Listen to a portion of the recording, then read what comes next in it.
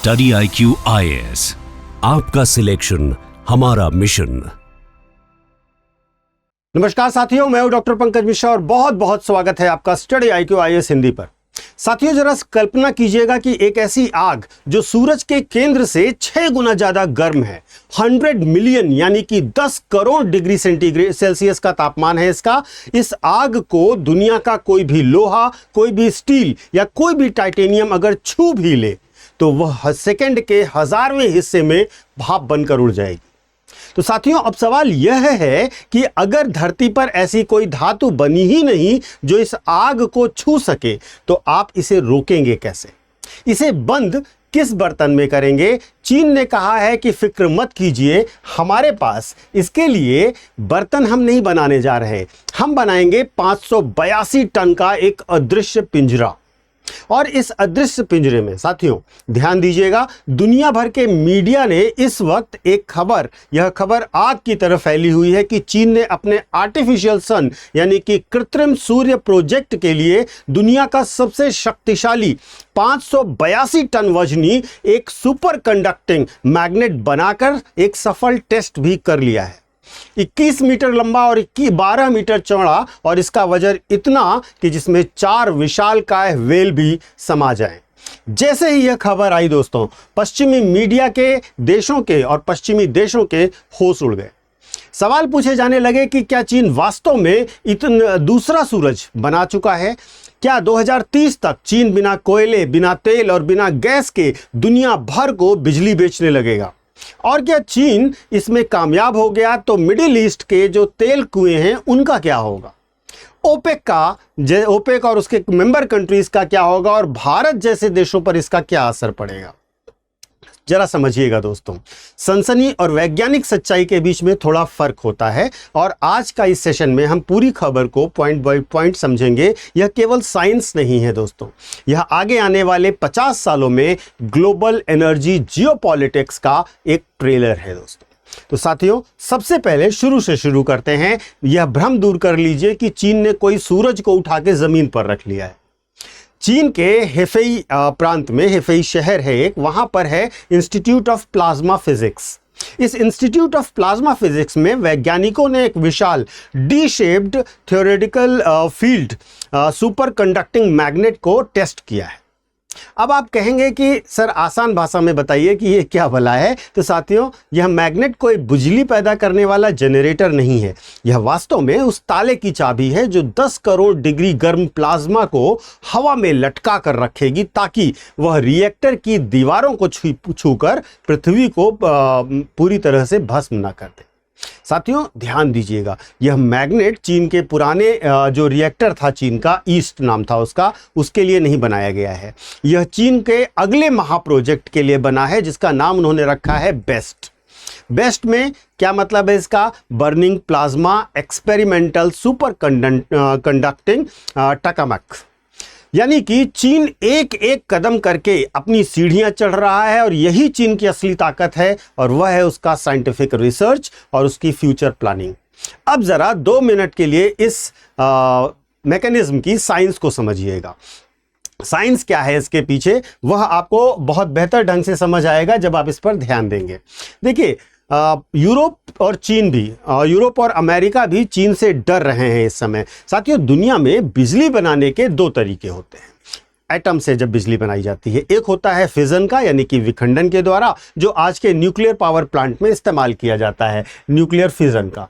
दूसरा तरीका यह होता है, और इसमें क्या किया जाता है, इसमें भारी यूरेनियम को तोड़ करके उसके द्वारा बिजली पैदा की जाती है। इससे बहुत सारा परमाणु कचरा पैदा होता है और रेडिएशन का डर बना रहता है। आपको याद होगा चेरनोबिल और फुकुशिमा में ऐसा हुआ था।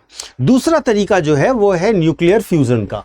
इस न्यूक्लियर फ्यूजन में क्या होता है, जो सूर्य में होता है बिल्कुल वैसा ही यहाँ किया जाएगा। 2 हल्के हाइड्रोजन कणों को लिया जाता है, जैसे ड्यूटेरियम और ट्रिटियम, इन दोनों को आपस में संलयन कर दिया जाता है, विलय कर दिया जाता है और नतीजा यह होता है कि अपार ऊर्जा का सृजन होता है। और कचरे के नाम पर क्या निकलेगा? सिर्फ हीलियम गैस निकलेगी, जिससे कोई प्रदूषण नहीं होगा, कोई कार्बन प्रोड्यूस नहीं होगा। तो अब दोस्तों, यह है पूरी टेक्नोलॉजी जो आपको समझनी थी। अब यहां पर पेच कहां है? पेच को समझिएगा। पेच यह है दोस्तों कि हाइड्रोजन के दोनों कणों पर पॉजिटिव चार्ज होता है। जैसे चुंबक में दो सेम पोल एक दूसरे को धक्का देते हैं ना, ठीक वैसे ही ये दोनों कण आपस में पास नहीं आते हैं।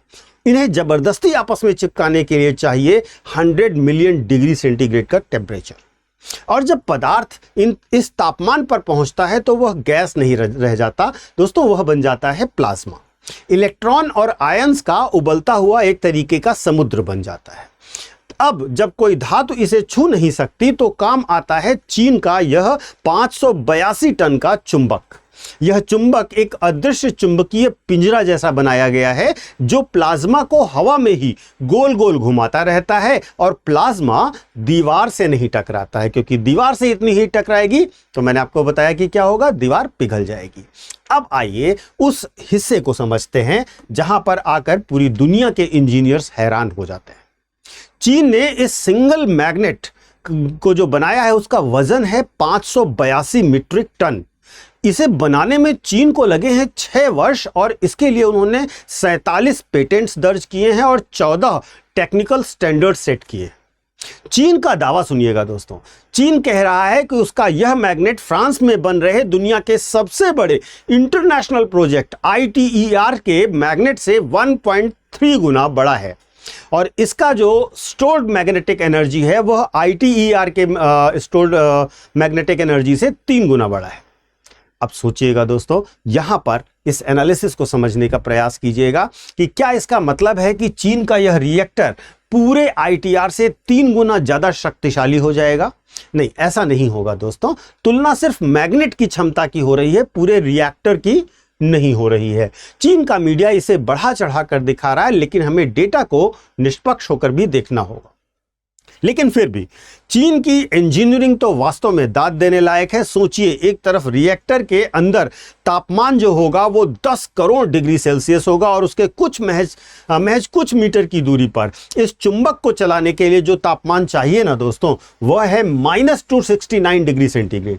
तो अंदर 10,000 डिग्री सेंटीग्रेड और इसके बाहर -10 करोड़ डिग्री सेंटीग्रेड और बाहर जो है वह है -269 डिग्री सेल्सियस।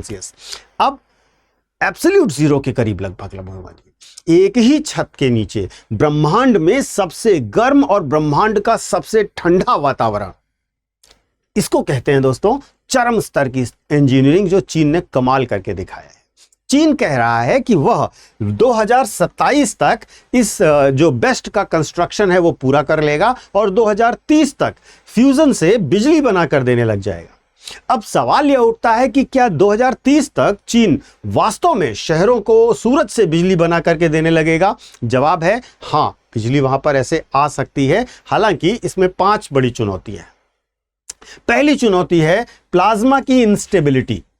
मतलब यह है दोस्तों कि प्लाज्मा शांत नहीं रहता, वह उबलते हुए दूध की तरह अचानक बाहर उछलने की कोशिश करता है। अगर वह दीवार से टकराया तो अरबों डॉलर की मशीन 1 सेकंड में ठप हो जाएगी। दूसरा, नेट एनर्जी गेन क्या होगा, यानी कि Q फैक्टर क्या होगा। अब तक समस्या यह रही है कि हम रिएक्टर को चलाने में जितनी बिजली डालते हैं, रिएक्शन से उतनी बिजली नहीं मिलती है। अब यहां पर अगर आपने 100 वॉट दिया और बदले में 90 वॉट मिला तो काहे का पावर प्लांट। तीसरा जो बड़ा मुद्दा है वह क्या है, वह है मटेरियल डिग्रेडेशन का, यानी कि सामग्री के क्षरण का। देखिए दोस्तों, फ्यूजन से निकलने वाले इलेक्ट्रॉन जो रिएक्टर की अंदरूनी दीवारों पर गोलियां जैसा बरसात करते हैं, कोई भी धातु हो कुछ महीनों में कमजोर पड़ जाती है। चौथा जो बड़ा समस्या आएगी वो आएगी ट्रिटियम जो फ्यूल है उसकी क्राइसिस होना, ट्रिटियम के फ्यूल का संकट होना। फ्यूजन का ईंधन है ट्रिटियम, दुनिया में बहुत दुर्लभ है ये और चीन के रिएक्टर के अंदर ही लिथियम से ट्रिटियम पैदा करना पड़ेगा जो अभी तक लैब के बाहर साबित नहीं हो सका है। और सबसे बड़ा और आखिरी है लागत, यानी कि कॉस्ट। साथियों, अगर फ्यूजन से बनी बिजली कोयले और सोलर से बनी बिजली से 10 गुना महंगी हुई तो कौन खरीदेगा? तो ये 5 बड़ी चुनौतियां हैं जिसके लिए हमें भविष्य में इसके अपडेट्स लेते रहने होंगे। तो साथियों, यहां पर आप यह चीज समझ गए कि क्या कर रहा है चीन, कैसे कर रहा है चीन और क्यों कर रहा है चीन। यहां पर क्यों का एक जवाब और भी समझिएगा। असली बात और असली खेल भी यहीं पर छुपा हुआ है। देखिए, फ्यूज़न की रेस में केवल चीन नहीं बल्कि फ्रांस जो है वो ITER बना रहा है, जिसमें 35 देश शामिल हैं और भारत भी इसका हिस्सा है। इसके साथ साथ अमेरिका में नेशनल इग्निशन फैसिलिटी पर काम किया जा रहा है। ब्रिटेन, जापान, साउथ कोरिया सब लगे हुए हैं। तो फिर चीन इस मामले में अलग कैसे दिख रहा है दोस्तों? चीन अलग दिख रहा है अपनी स्पीड, अपनी स्केल और अपनी सप्लाई चेन स्ट्रेटेजी की वजह से। चीन सिर्फ एक लैब नहीं बना रहा दोस्तों, वह फ्यूजन टेक्नोलॉजी का पूरा इकोसिस्टम खुद ही डेवलप कर रहा है। Super conductors, cryogenics, advanced alloys, robotics, चीन इन सब की मैन्युफैक्चरिंग पर धीरे धीरे करके कब्जा करता चला जा रहा है। अब सोचिए, कल को अगर फ्यूजन टेक्नोलॉजी चाइना की यह सफल हो गई ना, तो क्या होगा? मिडिल ईस्ट का क्रूड ऑयल अपनी वैल्यू खो देगा, कोयले की खदानों की जरूरत ही नहीं होगी हमको। जिस देश के पास इस फ्यूजन के पेटेंट्स होंगे वही दुनिया का नया एनर्जी किंग बनेगा। चीन 21वीं सदी का ईस्ट इंडिया कंपनी बनना चाहता है दोस्तों, एटलीस्ट ऊर्जा के क्षेत्र में, और यह चीन का बहुत बड़ा और बहुत ही महत्वाकांक्षी प्रोजेक्ट है। अब आते हैं इससे अगले चरण में दोस्तों, और सबसे महत्वपूर्ण सवाल पर भी। हमारे प्यारे भारत का इसमें क्या रोल है? हम कहां हैं? हमें अपनी बात भी करनी है साथियों। तो साथियों, भारत इस रेस से बाहर बिल्कुल नहीं है। गर्व की बात यह है कि जो फ्रांस में दुनिया का सबसे बड़ा ITER रिएक्टर बन रहा है, उसका सबसे क्रिटिकल पार्ट जो है, जिसको कहते हैं क्रायोस्टैट, जो 30 मीटर ऊंचा और 30 मीटर चौड़ा स्टेनलेस स्टील का विशाल वैक्यूम चैम्बर है, वह भारत की कंपनी लार्सन एंड टर्बो बना कर दी है। इसके अलावा गुजरात के गांधीनगर में institute of plasma research IPR हमारे देश में स्वदेशी SST-1 और आदित्य U टोकमाक पर दिन रात काम कर रहा है। तो भारत इससे बिल्कुल कटा हुआ नहीं है। लेकिन यहां पर कुछ कड़वे सवाल हैं जो हमें खुद से पूछने होंगे दोस्तों। क्या हम सिर्फ इंटरनेशनल प्रोजेक्ट्स के पार्ट सप्लायर बने रहेंगे, या हम अपना ग्लोबल फ्यूजन रोड मैप तैयार करेंगे? क्या हम सुपर कंडक्टर्स और क्रायोजेनिक्स टेक्नोलॉजी के स्वदेशी सप्लाई चेन को बना रहे हैं? क्या हम अपने रिसर्च एंड डेवलपमेंट के पोर्शंस में और साइंटिफिक इनोवेशंस पर उतना बजट खर्च कर रहे हैं जितना चाइना और अमेरिका कर रहे हैं? साथियों, अगर भारत को 2047 तक विकसित भारत बनना है तो हमें आज ही फ्यूजन जैसे डीप टेक पर पैसा लगाना होगा, वरना कल को हमें फिर चीन और अमेरिका की टेक्नोलॉजी ही खरीदनी पड़ेगी और अल्टीमेटली हम बायर बनकर ही रह जाएंगे।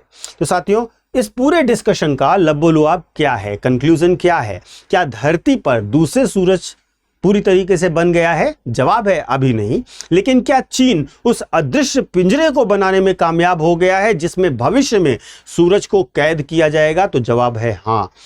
चीन ने एक बहुत बड़ी बाजी मार ली। चीन का 582 टन का यह मैग्नेट इस बात का सबूत है कि 21वीं शताब्दी का एनर्जी रेस अब शुरू हो चुका है, नए पैरामीटर्स पर शुरू हो चुका है। और जो देश इस रेस को जीतेगा वह न सिर्फ आने वाले समय में अपने देश को रोशन करेगा, बल्कि पूरी दुनिया की इकोनॉमिक्स और पॉलिटिक्स को भी इन्फ्लुएंस करेगा। साथियों, आज अब सवाल आपके लिए भी, क्या आपको लगता है दोस्तों, आपके अनुसार भारत को अपनी एनर्जी जरूरतों के लिए अभी अपना पूरा ध्यान सोलर, विंड और कन्वेंशनल न्यूक्लियर पावर पर लगानी चाहिए, या फिर भारत को भी चीन की तरह फ्यूजन एनर्जी में अरबों डॉलर का रिस्क लेना चाहिए? अपनी राय कमेंट करके अवश्य दीजिएगा। बड़ा रणनीतिक मुद्दा है ये, और आपकी कमेंट्स और आपकी राय को मैं ज़रूर पढ़ूंगा। इसके बाद जो बच्चे UPSC की तैयारी करना चाहते हैं उनके लिए एक बहुत इंपॉर्टेंट अनाउंसमेंट है। अगर उनका लक्ष्य 2027, 2028 और 2029 है तो कल गुरु पूर्णिमा के अवसर पर 2 दिन के लिए एक बहुत इंपॉर्टेंट आपको ऑफर दिया जा रहा है, जिसमें आपको हमारे कोर्सेज में 50% फीस में डिस्काउंट, कोर्स में डबल वैलिडिटी, और जो रैंकर्स हैं, जो UPSC सेलेक्टेड बच्चे हैं, उनसे मेंटोरशिप की सुविधा दी जा रही है। हमारे क्लासेस की डिटेल्स और इसके पूरे विवरण को देखने के लिए आप डिस्क्रिप्शन बॉक्स में दिए गए लिंक पर जाकर या फिर हमारे ऐप या वेबसाइट पर जाकर अपने परीक्षा वर्ष के हिसाब से इसको देख सकते हैं। और ये सारी सुविधाओं का लाभ लेने के लिए आपको कोर्स को खरीदने से पहले बस PK लाइव कोड को लगाना है, जिससे आपको ये सारे बेनिफिट्स मिल जाएंगे। Thank you so much. जय हिंद। स्टडी IQ IAS, आपका सिलेक्शन हमारा मिशन।